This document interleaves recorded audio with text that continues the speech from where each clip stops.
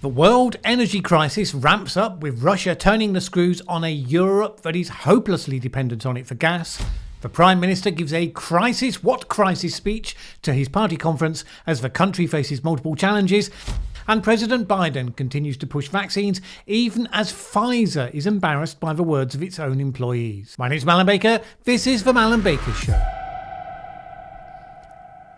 What do we need after a historic pandemic where we shut down our economy and caused or exacerbated a major recession? Well, how about the sort of energy price volatility that can see the price of natural gas rocket 40% in a single day, and a word from Vladimir Putin that he may open the taps a little can then send them straight back down again? Sure, that seems like a fun place to live for a while. Well, let's hope so, because that does seem to be the world that we're going to be living through for at least the coming winter, having been warned repeatedly over the construction of the Nord Stream 2 pipeline between Russia and Germany that increasing reliance on Russia for energy might not be politically smart. Europe has been trying to get to grips with the apparent manipulation of gas supply by Russia to exacerbate the current crisis. The punchline was delivered this week when Russia noted that giving Nord Stream 2 clearance to begin operation would help to ease the supply problems. And, maybe in the short term, Russia could open the taps just a little. Russia is likely delighted to be able to apply pressure at this point, since they're keen to get Nord Stream 2 to be approved before the new German government is formed, which is likely to be more hostile to Russian gas than Merkel was. Putin particularly enjoyed pointing out that Europe had made a bad call in cancelling many of its long-term gas contracts in exchange for spot deals, which seemed attractive while prices were low, but have now become cripplingly expensive. Timothy Ash of Blue Bay Asset Management told the Telegraph newspaper that it marked the first time since the Cold War that Russia has been able to manipulate European markets to get what it wants. This is Europe on its knees, he said. It has no other way to cover its energy needs. Putin played Europe like a fiddle. Do you expect me to talk? No, Mr. Bond, I expect you to freeze. The Biden administration, which had opposed Nord Stream 2, warned Putin against playing politics with gas supply while avoiding accusing him of doing so. Russia has a history of using energy as a tool of coercion, as a political weapon, said US National Security Advisor Jake Sullivan. Whether that's what's happening here now is something I will leave to others. So that's telling him. Of course, the energy crunch is global, and although the UK seems to be in the worst position out of most countries, having allowed gas storage capacity to close in expectation of plentiful cheap supplies, the UK hasn't yet seen blackouts. Now, if there's a bad winter in the UK, those may well yet come. Indeed, let this sink in, if there's a bad winter in China, then those blackouts may still come to the UK. Part of a driver of all of this is that China has indeed experienced such blackouts, and as one of the wealthiest countries in the world has ordered its energy sector to get the coal and the gas that they need at any price. This has led to a doubling of Chinese coal and US natural gas prices. Liquid natural gas prices in Asia have shot into the stratosphere, and since its production isn't very flexible, that has simply meant that Asia has been attracting all of the world's supply. In the UK, we use around 35% more electricity in winter as we do in the summer, and the amount of gas that we use about doubles.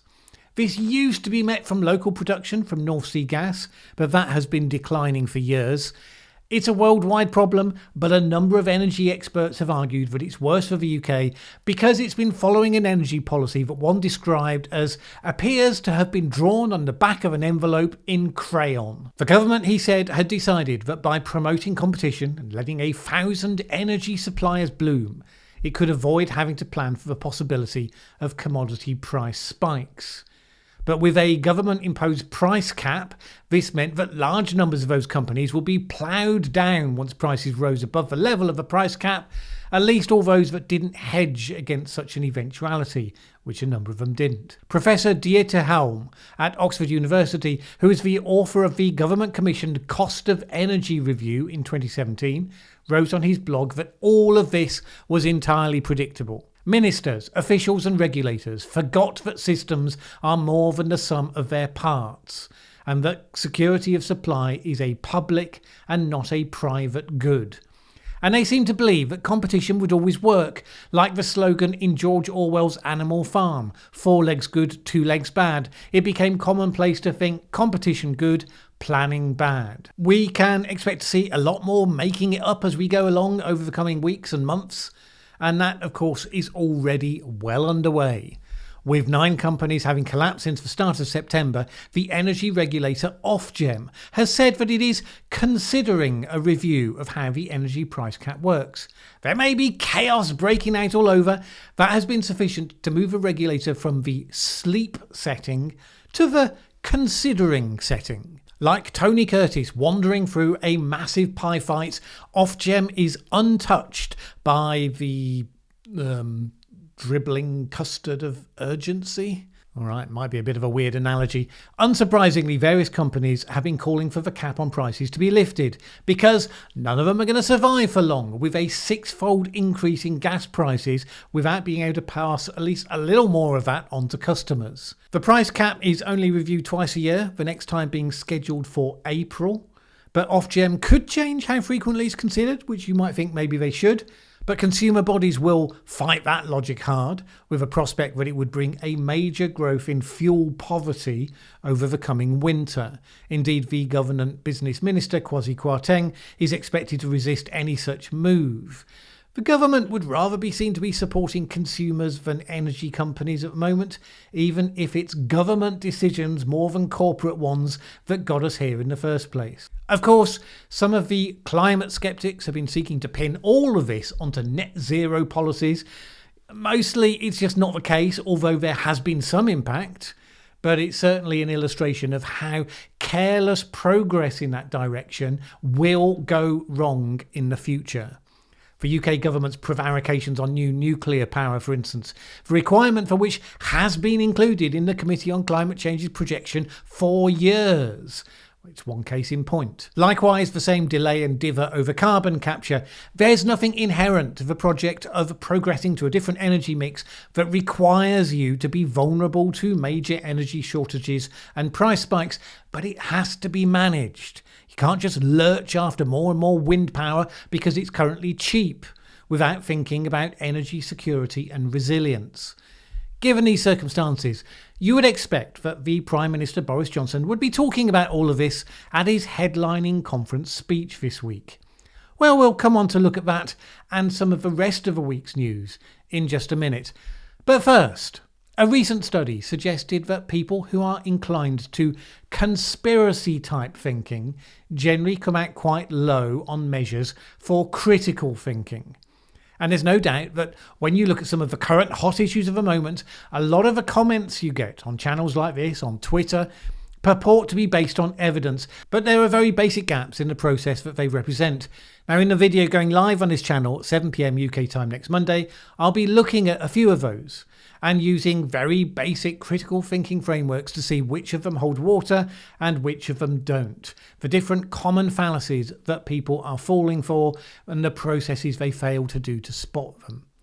It's about simple things to help us make sense of the world and to be able to evaluate statements that may sound highly convincing but which may or may not be worth taking seriously. So join me for that. In advance of his conference speech to the Conservative Party, it was flagged that the Prime Minister Boris Johnson was going to be announcing that we would achieve net zero electricity by 2035, as well as news on rail links in the north of England, neither of which actually appeared in the speech. Indeed, in a speech where he tried as much as possible to play to the ideological pleasure centres of his party, it was interesting how silent he was on the broader topic of net zero. Now, he may well have been saving it all for the final run-up to the COP26 conference, but it's probably also an acknowledgement that the heart and soul of his party, whether it's resigned to the agenda or not, isn't especially enthusiastic about it. Such things were barely noticed, however, because more attention was focused on how little grasp the Prime Minister seemed to have of the scale of the challenges currently facing the country. Conservative-supporting Telegraph columnist Alison Pearson summed the mood up like this: It sounded like a victory speech, but this speech came after 18 brutal months of lockdown, of deaths, of school closures, of an epidemic of mental health problems, of bankruptcies. There are queues to get fuel, queues to see a GP, the threat of no turkey at Christmas. The Prime Minister was in complete denial about this dire place that the country finds itself in. The reaction was reinforced by UK businesses expressing dismay at being blamed for problems with supply chain shortages. And amongst those were a number of business leaders who had been supporters and cheerleaders for Brexit. That's possibly why, in spite of the fact that pretty much all observers noted that it was a better conference speech than that given last week by Keir Starmer, the leader of the opposition, polls found that the public ranked Starmer's speech higher, in spite of his relatively charisma-free delivery. That said, you can completely overestimate the importance of these things. An immediate post-conference poll by YouGov showed that the ratings for each of the political parties remained unchanged at the end of the conference season, with the government still strongly ahead. Conference speeches are just speeches at the end of the day. Now, meanwhile, there have been tensions between the Biden administration and the company Moderna, reportedly as the White House has been pressuring the company to ramp up the international donations of its vaccine for 2022. The president wants to make good on his pledge to be the supplier of vaccines to the developing world, but Moderna, which has already separately pledged 500 million doses to go via the COVAX program, isn't keen on additional commitments. To the fury of Biden health officials, Moderna is not champing at the bit to sell vaccines at cost price to them. Something about profits and the bottom line, probably. But that stance stands in contrast to the White House's dealing with Pfizer and BioNTech. That partnership, which turned down government support to develop the vaccine, has nevertheless committed to the federal government that it will supply 1 billion doses of vaccine for international use by this time next year. Mind you, Pfizer, which has just asked the FDA to authorise its vaccine for use with 5 to 11-year-olds, it has problems of its own. The discussion over the efficacy of the vaccines over natural immunity picked up a degree of new energy this week after Project Veritas ran a sting operation against a number of hapless Pfizer employees. Project Veritas has a standard modus operandi of secretly recording conversations over dinner, often on the pretext of a first date, when people might be inclined to say things that they otherwise wouldn't. And in this case, the employees concerned noted that if you've already had the virus, and therefore have natural immunity, you're probably better protected from reinfection than you would be purely from vaccination. Now, that in itself shouldn't be so much of a surprise, and it's questionable how much difference it actually makes to people who haven't yet had COVID, because catching COVID so that you're protected from catching COVID, bit weird. It should certainly matter, of course, to anyone doing vaccine mandates and vaccine passports and the like, which is the real sting in the tail. For Pfizer, the other sting was the unflattering description of the company's attitude, which they said was to require employees to push a certain line. We're bred and taught to be like, vaccine is safer than actually getting COVID. Honestly, we had to do so many seminars on this. You have no idea. Like, we have to sit there for hours and hours and listen to be like, you cannot talk about this in public. One of the employees criticised the company for going to great lengths to keep track of vaccinated people, saying that he thought it violated the law. You shouldn't have to show anything which is basically, in my opinion, a violation of HIPAA. No one has the right to ask you if you've been vaccinated. It's an invasion of privacy. I don't agree with it. The same employee said that monoclonal antibody treatment for COVID-19 patients had been pushed to the side over money. I still feel like I work for an evil corporation because it comes down to profits in the end, he said. Basically, our organisation is run on COVID money now. Well, look, I'm not a huge fan of this approach to revelations because what we don't know from Project Veritas is all the things those people said. I mean, how cherry-picked have those comments been? Were there other people they recorded who had different views of what was going on internally? Because, every company's got some dissidents. And are these revelations worth throwing blameless employees under the bus in order to publicise. At one point, one of them said, "Oh God, I signed NDAs," which is non-disclosure agreements, "against this." Well, yeah, he's toast. Did he really deserve that? As you might expect, the Project Veritas video has had over 1 million views already, even though mostly the mainstream media has avoided discussing it. On the public policy issue, the CDC released a study back in August of infections in Kentucky that showed that unvaccinated people who have been infected are more than twice as likely to be reinfected with COVID-19 than those who were fully vaccinated after having had the virus. It's a sort of evidence that should be influential, but then with these sorts of testimonies going viral, you can expect that a significant group of people will feel some vindication for feeling that at least some of those messages are being driven by profit, not by public health. At least there's some news on the vaccine front that we should all be able to welcome. As I say that, I know I'm setting myself up for disappointment, but the WHO has approved the first vaccine for malaria. And this is huge because for decades, malaria has been one of the biggest problems that we've faced without signs of any degree of progress. A disease that kills 400,000 people every year, most of them children, but only poor people. So the incentives in the pharmaceutical industry just didn't tie up with going to great lengths to solve that problem. It's caused by a parasite and is difficult to vaccinate against. Previous attempts haven't produced much in terms of durable immunity. Some reductions had been achieved by widespread distribution of treated bed nets, but only so much. Now, GlaxoSmithKline, to its credit, did work on trying to address malaria as a focus for its corporate social responsibility. But, there's so much resource you can put into those sorts of projects. Well, that work finally came good. After successful pilot programs in Ghana, Kenya and Malawi, the vaccine has been recommended to at-risk children. Is it the last word? No, the effect is still smaller than we would hope could be achieved in the future. It produces about a 30% reduction in severe malaria. Researchers are already working on improvements. Nevertheless, it is a substantial step forward.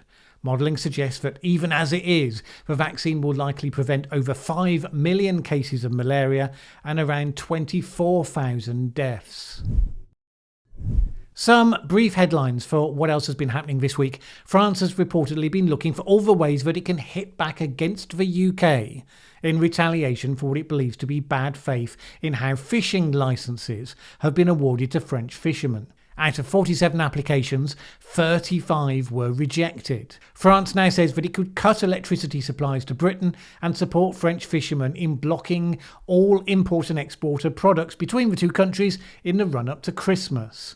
The head of the Fisheries Committee says, unless Boriss backs down, the Brits will not have so many nice things to eat this Christmas. Charming. However, Paris is not getting the fulsome support from the EU that it might have hoped for. Brussels has pushed back on the French demands for punitive action until a full investigation on the dispute can be carried out. It seems not everybody accepts the French version on the dispute at face value. Meanwhile, in the US, the ongoing tussle over abortion law has been advanced by an additional unsurprising step as a federal judge blocked the new Texas law that uses private lawsuits to enforce a ban on abortions after 6 weeks. The US District Court Judge Robert Pittman issued an injunction ruling the measure unconstitutional. That then is just another domino toppling in the inevitable progression. Immediately, lawyers for Texas have filed notice of appeal, and eventually that process is going to wind up at the Supreme Court. In a rather different court ruling, Bayer, the company which bought Monsanto, has won a court case that aimed to prove that a childhood cancer had been caused by the chemical glyphosate, an extremely common herbicide used in gardening and in farming. Ezra Clark was diagnosed at the age of 5 with Burkitt's lymphoma. The mother said that her child had been exposed to the weed killer Roundup multiple times as she accompanied her while she sprayed it round her garden, and he would be frequently playing in areas that had just been sprayed. The jury doubted the child's exposure would have been sufficient to have contributed to the disease. It's an important ruling because it was just one of tens of thousands of lawsuits that were filed after the WHO in 2015 classified glyphosate as a probable human carcinogen. An intelligence report by a cyber security consultancy, Internet 2.0, has suggested that COVID-19 could have been circulating in Wuhan significantly earlier than previously thought. It carried out an analysis of spending on PCR testing equipment in Wuhan and found that it was significantly up as early as the summer of 2019. Spending on PCR equipment rose from £4 million the year before to £7.8 million. They said the data and the findings had been passed to the US government. Tempting though it is to take such reports at face value as a solitary indicator, I'm not sure that PCR testing equipment alone should be taken as definite proof of anything. But it should certainly make us keenly interested to know if there is any supporting evidence for that particular conjecture. And finally, could Poland be the next country to exit the European Union? Its highest constitutional court has ruled that the EU treaties do not override national law, a position that sets the country up on direct collision course with Brussels, since the primacy of EU law is kind of a foundation of membership. The Polish court said that the EU does not have the right to make rulings in the constitutional sphere, and that its institutions are acting beyond the scope of their competencies. In principle, this means that the Polish government would simply be able to ignore rulings by the European Court. People have now started to talk in terms of what they, with staggering imagination, have come to describe as Polexit. The EU is now expected to freeze around 60 billion euros in pandemic recovery funds, and it's hard to see where this goes because it can't compromise with this sort of ruling, and it seems pretty unlikely the Polish court is going to reverse course. But surely the thing the EU most wants to avoid is a second country leaving, because that begins to look seriously less like a one-off aberration and more like a trend. During the last few months, we've been seeing climate protesters blocking main roads with, at the very least, a degree of reckless disregard as to whether or not they might cause a serious accident. We've also seen anti-lockdown and anti-vaxxer protests, some of which have crossed the line to things like storming the ITN building, screaming abuse at journalists, and last weekend they protested outside the home of a doctor who had been encouraging people to get vaccinated on television. These events have led to a certain amount of discussion about the nature of the right to protest.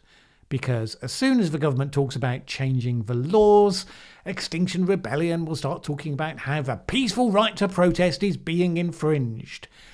And we have to watch very carefully, because yes, governments can take the opportunity to overreach and seek to stifle critical voices.